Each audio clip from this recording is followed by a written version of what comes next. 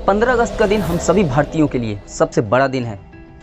आज के दिन हम स्वतंत्रता दिवस मनाते हैं और इसी दिन हमारे देश ने अंग्रेजों की गुलामी से छुटकारा पाया था। लेकिन कभी सोचा है कि 15 अगस्त का दिन 1947 का वर्ष और मध्य रात्रि का समय क्यों चुना गया हमारे भारत को आज़ाद करने के लिए? क्या था इसके पीछे का कारण या रहस्य? किस कारण से 15 अगस्त 1947 को तिरंगा नहीं फहराया जा सका और उस समय भारत के राष्ट्रपिता कहे जाने वाले महात्मा गांधी थे कहाँ? अगर ऐसे प्रश्न आपके मन में भी हैं तो ये वीडियो आपके लिए है। और साथ ही जानेंगे भारत के स्वतंत्रता दिवस से जुड़े कुछ महत्वपूर्ण तथ्य और साथ ही ये भी जानेंगे कि 15 अगस्त का हमारे इतिहास में क्या महत्व है, इस दिन कौन सी घटनाएं हुई थी। तो बिना देर किए चलिए शुरू करते हैं आज का वीडियो।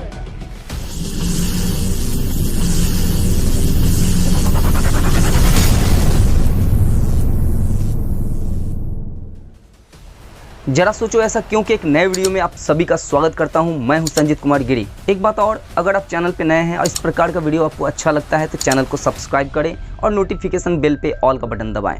साथ ही अपनी प्रतिक्रिया कमेंट बॉक्स में ज़रूर लिखें। तो चलिए शुरू करते हैं आज का विषय।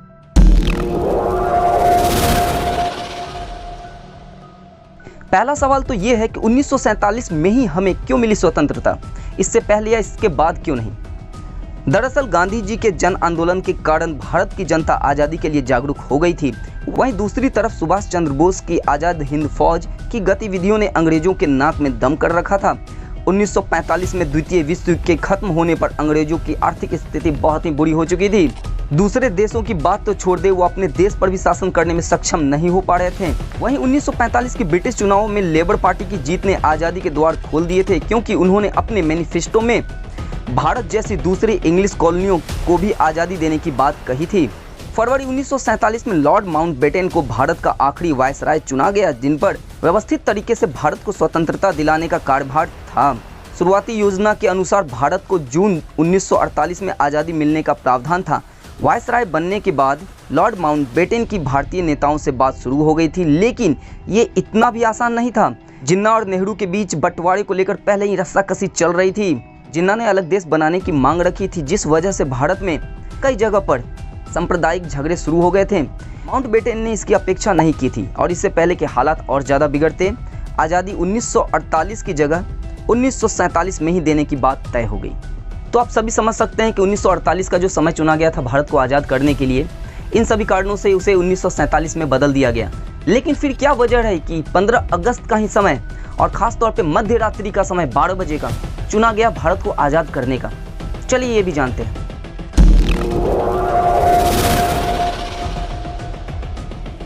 इस सवाल के पीछे काफ़ी मायूस करने वाली वजह है जो बहुत कम लोगों को ही पता है। दरअसल 15 अगस्त को भारत को ब्रिटिश राज के मुक्ति देने का फैसला वायसराय लॉर्ड माउंटबेटन का था।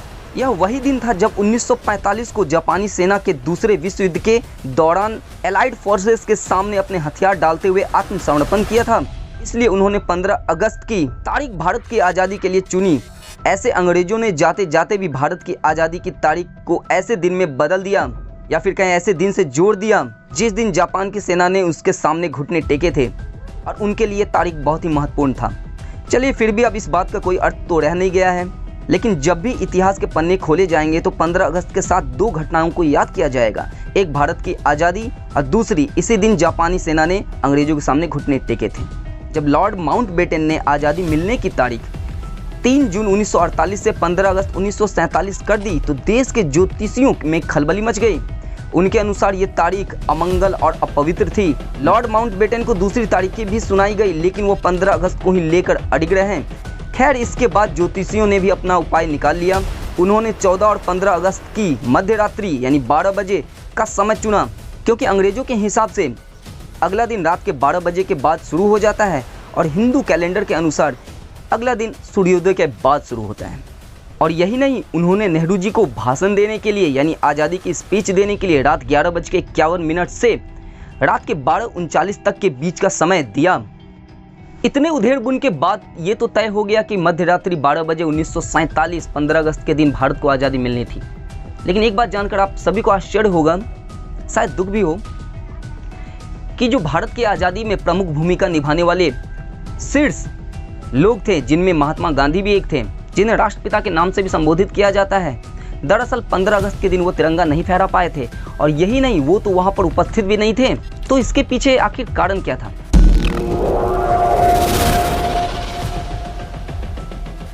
14 अगस्त 1947 की रात को जब संविधान सभा की बैठक राष्ट्रपिता के नाम लेकर शुरू किया गया, उस वक्त सभा के बाहर महात्मा गांधी की जयकारे लग रहे थे, लेकिन इन सब के बीच महात्मा गांधी वहां मौजूद नहीं थे। दरअसल वो वास्तव में थे कहां?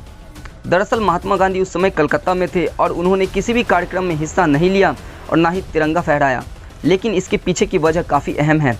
भारत का विभाजन एक ऐसी घटना हुई जिसने हजारों लोगों की बलि ली। कलकत्ता में हिंदू मुस्लिम दंगे शुरू हो गए थे और पूरे बंगाल में धीरे धीरे फैल गए थे।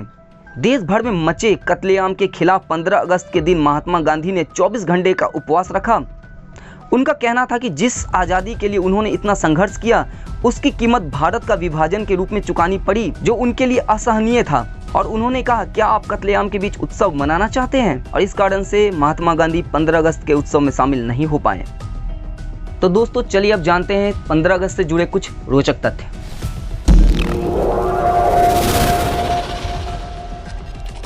14 अगस्त की मध्य रात्रि में भारत के पहले प्रधानमंत्री जवाहरलाल नेहरू को लॉर्ड माउंटबेटन ने प्रधानमंत्री पद की शपथ दिलाई थी, जिसके बाद जवाहरलाल नेहरू ने अपना ऐतिहासिक भाषण ट्रस्ट विद डेस्टिनी दिया था। इस संवाद को पूरे देश ने सुना था, लेकिन सिर्फ महात्मा गांधी नहीं सुन पाए थे। हर साल स्वतंत्रता दिवस पर भारत के प्रधानमंत्री लाल किले पर झंडा फहराते हैं, लेकिन 15 अगस्त 1947 के दिन ऐसा नहीं हुआ था। लोकसभा सचिवालय के एक शोध पत्र के मुताबिक नेहरू ने 16 अगस्त 1947 को लाल किले पर झंडा फहराया था। 15 अगस्त तक भारत और पाकिस्तान के बीच सीमा रेखा का निर्धारण नहीं हुआ था। इसका फैसला 17 अगस्त को रेड क्लिफ लाइन की घोषणा से हुआ, जो कि भारत और पाकिस्तान की सीमाओं को निर्धारित करती है। हालांकि अभी भी भारत और पाकिस्तान के बीच कई जगहों पर सीमाओं को लेकर विवाद रहा है।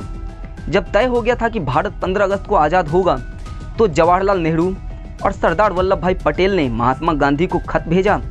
इस खत में लिखा था, 15 अगस्त हमारा पहला स्वाधीनता दिवस होगा। आप राष्ट्रपिता हैं, इसमें शामिल होकर अपना आशीर्वाद अवश्य दें। गांधी जी ने इस खत का जवाब भिजवाया, जब कलकत्ते में हिंदू मुस्लिम एक दूसरे के जान ले रहे हों, ऐसे में मैं जश्न मनाऊं, ये कैसे हो सकता है? मैं दंगा रोकने के लिए अपनी जान दे दूंगा। भारत 15 अगस्त को आज़ाद तो जरूर हो गया था, लेकिन उसका कोई अपना राष्ट्रगान नहीं था। हालांकि रविंद्रनाथ टैगोर जनगण मन 1911 में ही लिख चुके थे, लेकिन यह राष्ट्रगान 1950 में ही बन पाया और इसे अपनाया गया। जवाहरलाल नेहरू के नेतृत्व में बनी पहली सरकार में सभी विचारधारा के लोगों की जगह देने का प्रयास किया गया था। सरकार में डॉक्टर राजेंद्र प्रसाद खाद्य एवं कृषि मंत्री बनाए गए थे, जगजीवन राम को श्रम मंत्री, डॉक्टर श्यामा प्रसाद मुखर्जी को उद्योग एवं आपूर्ति मंत्री और अंबेडकर को विधि मंत्री का पद दिया गया था। भारत की आज़ादी के समय 562 रियासतों को एक एक कर भारत में विलय करवाया गया। कई रियासतों ने तो आसानी से भारत के साथ आने का फैसला स्वीकार कर लिया। वहीं कुछ के लिए सरदार पटेल और वीपी मेनन को कुछ विशेष प्रयास करने पड़े थे। जूनागढ़ और हैदराबाद के निजाम ने देश के साथ आने से साफ मना कर दिया था। जूनागढ़ में जनता ने विद्रोह कर दिया था। वहीं हैदराबाद के निजाम को लगातार मनाने के बाद भी जब वो नहीं माने, तो सरदार पटेल ने वहां सेना भिजवाने का निर्णय लिया था। आज़ादी के समय भारत में 17 राज्य थे। भारत सरकार ने स्वतंत्रता के बाद अंग्रेजी राज के दिनों के राज्यों को भाषा के आधार पर बनाने के लिए राज्य पुनर्गठन आयोग की स्थापना की थी। जस्टिस फजल अली की अध्यक्षता में 22 दिसंबर 1953 को पहले राज्य पुनर्गठन आयोग का गठन हुआ। 15 अगस्त को भारत के अलावा अन्य 3 देशों को भी स्वतंत्रता मिली थी। दक्षिण कोरिया जापान से 15 अगस्त 1945 को आज़ाद हुआ, ब्रिटेन से बहरीन 15 अगस्त 1971 को और फ्रांस से कांगो 15 अगस्त 1960 को आज़ाद हुआ था। अगर वीडियो में दी गई जानकारी आप सभी को अच्छी लग रही है तो लाइक जरूर करें। चलिए अब आगे जानते हैं कि 15 अगस्त के दिन भारत और भारत के बाहर कौन सी घटनाएं दर्ज हुई थीं।